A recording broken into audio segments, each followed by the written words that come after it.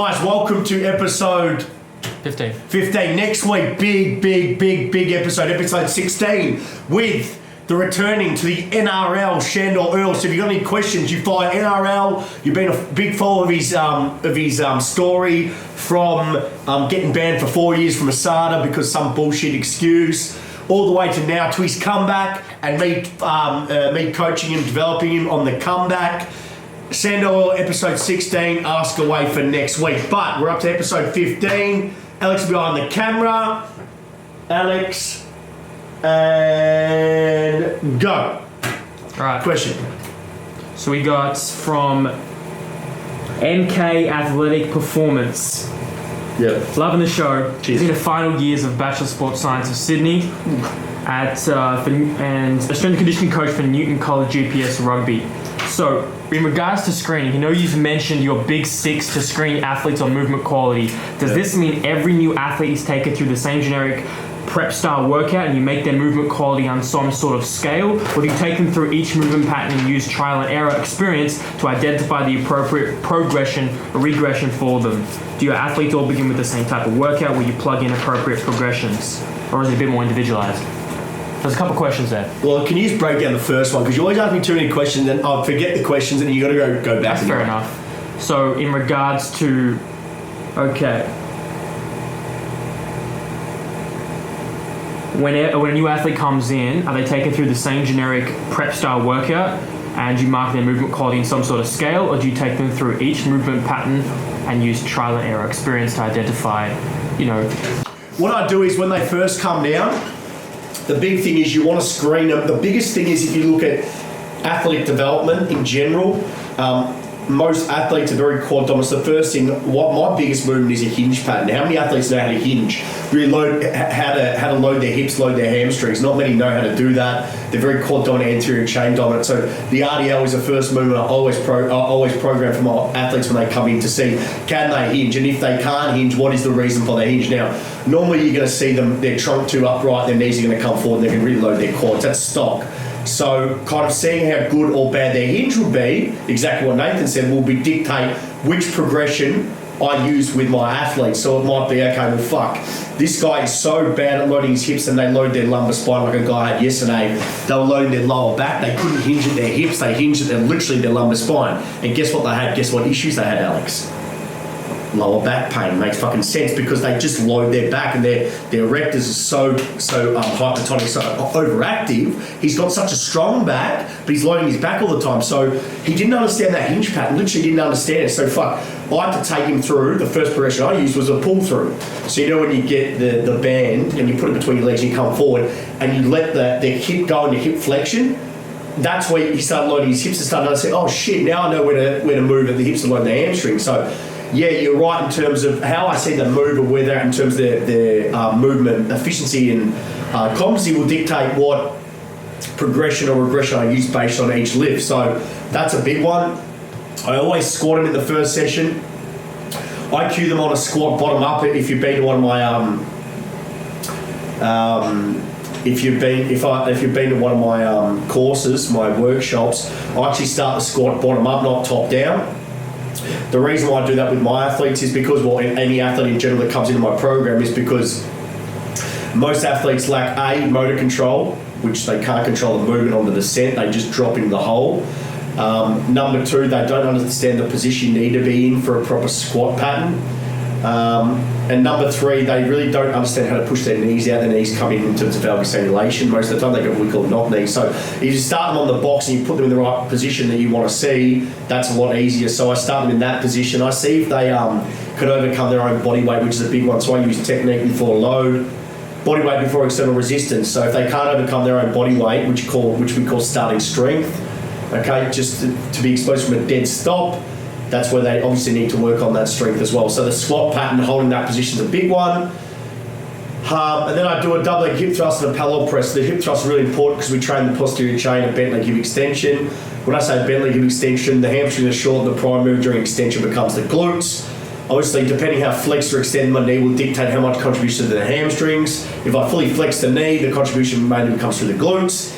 If the athlete cramps their hamstrings, that's saying to me they're too quad dominant. push the heel, the legs out further away from your body, more contribution to the hamstrings. As they adapt, bring your heels close to the body, less contribution to the hamstrings, more contribution to the glutes. And that's a really good test. You can see if they're too quad dominant, if they use their glutes effectively. And my last movement I use is a pellet press. We know one of the movements, the roles of the core is to resist movement, anti-rotation, anti-lateral flexion, anti-extension. I use that a lot. So they're the screening tools I use. Also, other screening tools which are really important. People talk about, what is the best screen to use? The best screen to use is watching them jump, land, sprint, decelerate, and change direction. Because you want to know why? Because that's when they do it in the fucking sport. It makes fucking sense. Screen them on basic motor patterns in the gym, hinging, squatting, horizontal push, horizontal pull, anything like that. And then watch them in their basic motor skills, jumping, landing, acceleration, deceleration, change direction, because the body works as one unit, not in isolation. So a lot of times they do these screenings, and what they'll do is they'll go home and they'll just literally train for the screening. So they'll get better at screening, but they won't get better at their sport. So a screening is just a tool in a toolbox. Don't oversee it for what it is. It's just a tool. I don't use it. I screen my own way, off my own experience and watching how they move. And everything's about getting my athletes movement competent. So we transfer the athlete environment. They're better at their sport, not just better at the screen. Hopefully that answers your question, Nick. Thank you. Dylan Davies, Facebook. Currently studying to become a personal trainer as well as a full-time commerce degree. In terms of personal training, he was wondering if there's any tips or expert advice you could give him on anything related to the fitness industry that many people would just gloss over and not fully consider when entering into a possible career of changing people's lives for the better. I really heard nothing you said there apart from you just spurting out words. Do you want to read it? Yeah, kind of. Just go, yeah. I thought it was a pretty good question, pretty simple question. Hey, mate. Alex, hey mate, very educated and informed content you post on your page.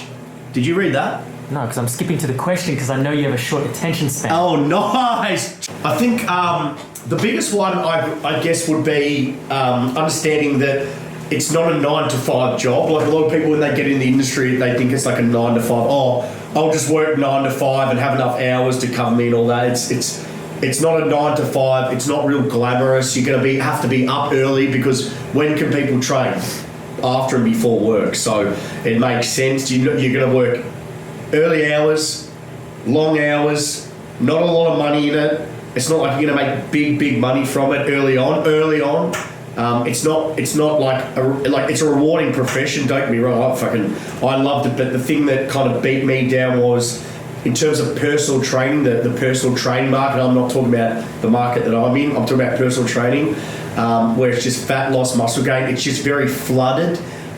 It's a very low knowledge industry. I'll just give you an example so you understand, everyone out there, is you can do a Cert 3 and 4 you can do it online without even doing any hands-on component. You can do short answer, you can literally do a question and answer in terms of you get a question. Like I've seen exams with questions and A, B, C, circle the right answer. Some of them are ridiculous. The private versus the TAFE system. So it's just such a low level needed. As I said, you can do it online, you can do it face to face. Some courses 6 months, some courses 3 months, depending who you go with. Most of them like fast tracking you. Oh, we want to fast track you. I still don't understand this whole fast tracking thing. It's like when I started, I always still think of this day when I started 10 years ago, it's like, wouldn't you want all the information? Wouldn't you want the information, the knowledge of physiology, anatomy, biomechanics, programming, motor control, motor learning, biomechanics? Wouldn't you want all that knowledge? Wouldn't you want to soak it in like a sponge? Because if you have more knowledge, the better results you're going to get for your client or your athlete or whoever the fuck it is. But for some reason, in this industry, it's like you want to be fast-tracked, quicker, faster, in and out. And you want to get least amount of knowledge and then fucking be doing your fucking job. It's like the most fucked up thing I've ever heard in my life. Like, I still don't understand this fucking industry. Like, I'm 11 years in. Like, I'm nearly 11 years in when I started when I was at 19. I still don't understand this whole notion of, for some fucking reason, like if you're a nurse, you have to do a nursing degree, right? And you have to learn the understanding behind becoming a nurse. If you want to become a physiotherapist, you have to do all this knowledge to become a physiotherapist, anatomy, physiology, all this shit you got to do, right? Our job is just the same as a nurse, as a physio, osteo, chiro.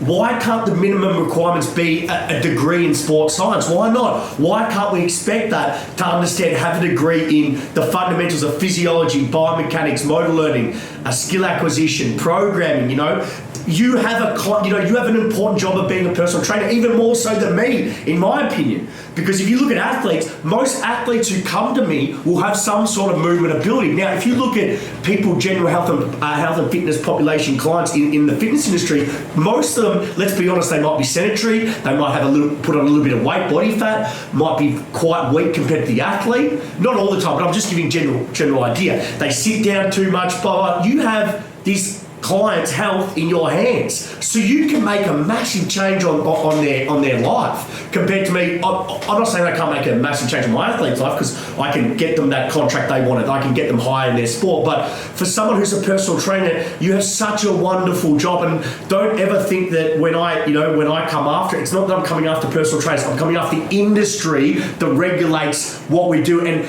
the personal trainers who want better, who want to raise the standard, who are passionate, who are driven, who want to be in knowledge, I respect the fuck out of you guys. You guys are what I want to be the one who backs you guys up and gets you guys more work, because you're the guys that I was like you. Because I was exactly in your position, stuck in an industry that was low level and people sold bullshit and you just wanted to help people. Then you try and do the right thing and some cockhead who's fucking doing something completely wrong that's not fucking right gets all the clients, while you're sitting here and you're trying to do the fundamentals, because I've been there. I was like you. And I just want to help you guys. I want to be your voice, because now I have a profile. I want to help you guys. So don't ever think that I'm bagging out your industry, because I think it's a fantastic job and you've got people's health in your hands. But why the fuck are these industries in this industry that we are seen as fucking low-level knowledgeable people? Because fucking it's like, if you're in the fitness industry, you've got no knowledge because all you need is a Cert 3 and 4, and I still can't understand why. Why? Nurses' degrees, physiotherapists, osteos, chiros, they've all got a minimum requirement knowledge needed to become that level of that profession. Yet for fucking us, it's like, no, you've got someone's health in your hands, don't worry about the knowledge, don't worry about that you can do your fucking course online and fucking know fuck all, yet you've got fucking someone's fucking health in your hands. Does it make any fucking sense? Does it make any sense whatsoever? Alex, am I talking to myself? No, it doesn't. And it's fucked. And it's been going like this for fucking 11 years. And I'm sick of it.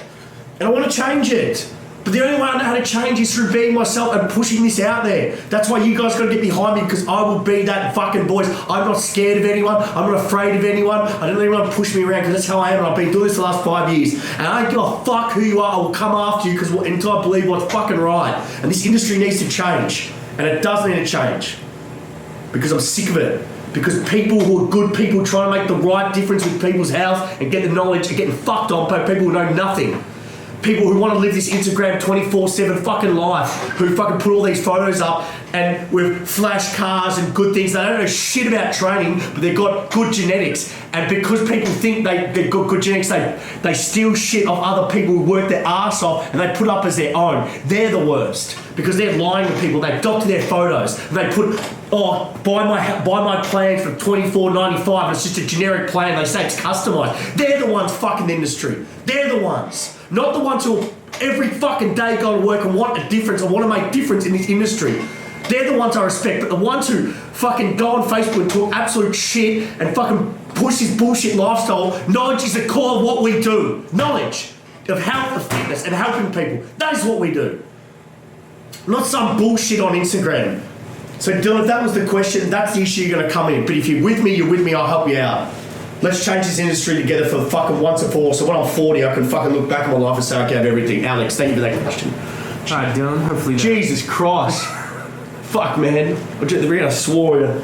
Man, you knew that would get to me, because it reminded me of fucking the shit that I had to go through. Like, people think that I didn't have to go through. It's like almost like people think that I just woke up and this just happened. No, I didn't. I told everyone I started at that lowest level. Like, literally at the lowest level. You know that, Alex. I've told you my story. I started at the lowest level, but I think that's me calming down a little bit. I think that's the most important thing to understand about this industry, Dylan, is be the change you want to see. Be the good in the industry. Be that guy who doesn't say no to easy money. Be that guy who doesn't sell out for bullshit gimmicks and doesn't lie to people and says the fundamentals of training, what we know, don't reinvent the wheel. We know what worked 100 years ago still works today. Train smart, hard, proper nutrition, sleep, recovery. and you'll get good results, and you'll stick with it, and you can look at yourself in the mirror and be proud of who you are. That's all I'm going to say on that topic. Did I give a good answer to that, or did I just carry on for a good? I think a lot of people take some value from that. I fucking hope they do. Look, I really do. So, yes. Rachel Finlay, I'm going to ask the first question real quick. I'm interested to know how you employ your coaches. Are they contractors or are they employed by WSSC? And which do you think? Okay, just straight off the bat, do you want to answer that question? No, not. Okay. Can I anything about business I want to talk about? I'm not good at it. I don't like it. I don't want to do it. That's why I hate it to other people that I trust. Don't want to talk about it. Which do you think is better for a coach in terms of their potential to gain athletes or clients? Yeah. I think that was the same question, mate. It was the same question, but it's like what qualities? Yeah. Do I look for? Yeah. In a coach? Yeah. To get clients. Or in general. Just clients, anything in general. Not something maybe you look for to hire people, or something you think is beneficial. Do you know what I look for now, or I used to look for differently? I look for a few things. That's a very good question. I look for passion. I think passion is something you can't buy. You can't lie about passion. You really can't. You know, when you hear someone talk, you know if they have passion. That's when I hear someone talk. The better example for me would be Gary Vee.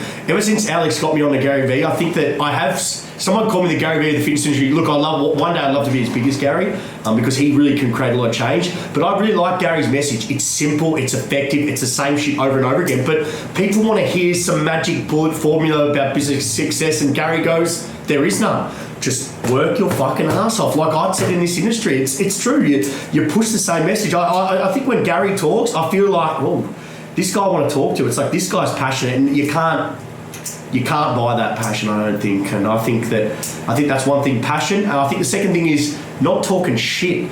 I talked about business before. I've kind of been around people who come into the brand and they just talk shit. Shit talkers, just get nowhere. What does that mean though? They're people who come to me and they know I've got a good brand, so they know my brand's well known, and they try and leverage my brand to get what they do more.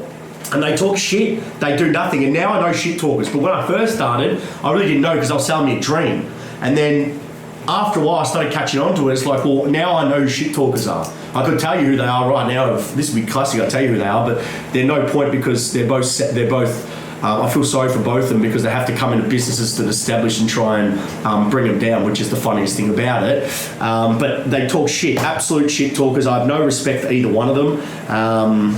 And it's just funny how people come into my life. But I know shit talkers now. So that's a big thing. Passion, and if you just do your work, if you do what you promised that said you were going to do and just didn't talk shit and didn't put your hand out, that's what I look for now. That's honestly what I look for. Guys like you, Alex, who when you say something, you just do it. I don't have to follow you up. You know, I know you're going to do a good job. You just do what you have to do. That's what I look for.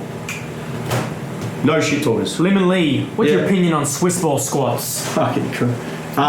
People know your opinion. I don't know why this is like a silly question to me. I don't know why it's getting asked. Yeah, I just about it so much. Well, if you think about Swiss ball, it's Woodford Sports, right? They would have said Woodford ball. You said Swiss ball. I'd say they're going to say Woodford ball. Or Swiss balls are Swiss ball. Both balls. I know what Swiss ball is, but I understand that. Okay, coach. Yeah, I know, but I don't. It's absolutely ridiculous because the whole idea is about squats is to apply force in the ground to really create a metabolic stress. Now, you think when you go on an unstable surface, what happens with the weight you can lift? It's decreased completely because it's unstable, and moreover, people use this constant line that you're going to get more muscle activation through doing that. It's like almost like it's a cool thing. It's more complex the better. And you know what I'm like, the simplistic the better. The simplistic works. So I hate it. It's not a stupid question, but we all know the answer. You know what I'm going to say. I just don't respect. There's no point of doing it. All right. Daniel Ristevski, he's asked a couple questions before.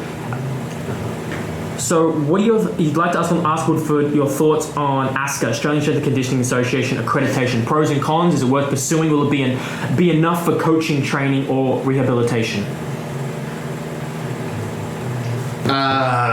ASCA? Yeah. Now, just disclaimer: you don't have any accreditation with them. Is that I've got level 1. Oh, you do? Yeah, I wouldn't go for level 2. I just I don't know. Really good. I know. It's all right. Qualification. Yeah. It's nothing against it, I know. I haven't done level 2. I did it, man, when I was fucking 20, so I wouldn't know. What's the last question? There's the last question. Yeah, look, I don't know. It's the governing body, I guess, and Pros and cons? I think that I think it's a governing body like anything. You need a governing body, and I think that there's good to bad to every organisation that's governing body. It is what it is. I think that we need to keep pushing jobs in Australia, like in terms of S&C, because if you look at the website, there might be like 2 paid jobs, 1 paid job. Like if you look in a year, there might be 8 paid jobs ever. And I understand we've got small per capita, but it'd be good to see keep more jobs going through and really developing knowledge on what an S&C coach in Australia, because most people think we're just personal trainers still. So that'd be good. Once again, I don't have much opinion on it really. It's like the NSCA in America, just the governing body. It is what it is really. I think I did level 1 when I was 19, so I can't remember if it was alright. I wouldn't have meant to be 19. I mean 2019. I won't do a level 2. I don't know. I don't know. So really not much opinion on it. But if you want to do it, yeah, why not do it? It's like anything else, it's a course. It's still knowledge. Why not do it? You might make networks. And some pro teams require it. Yeah, some pro teams require it. If you want to go in the professional sector, if you're the private sector, we know how regulated the private sector is, so these days you can really do anything. So, that's pretty much it. Now, that's the end of episode 15. Episode 16, guys, next week with NRL comeback kid Sandor Earl. So if you have a question and you're an NRL lover, this is the show for you. We're going to have the big man on the show. I've coached him for over a year nearly. He's a great guy. You can hear about his... Well, you might even get a quick insight into who he's going to be playing for. Maybe not, but we'll find out. So if you've got any questions, ask away on his training, on his comeback, on NRL, whatever it is, ask away. As always, I want to thank my sponsors, LP Support Australia. Tag them in. Alex, some of the best apparel going around. Look out for LP Support at your nearest stockist, sporting goods store very soon. Functional apparel at its best. We've got to get those winners out very soon. Those long compression tights. Other than that, guys, I thank you for your support. Any other questions, please #AskWoodford. I really do appreciate your support because we are slowly building these episodes and accumulating them up. Alex, thanks as always. And guys, I will see you next week, episode 16 of Ask Woodford.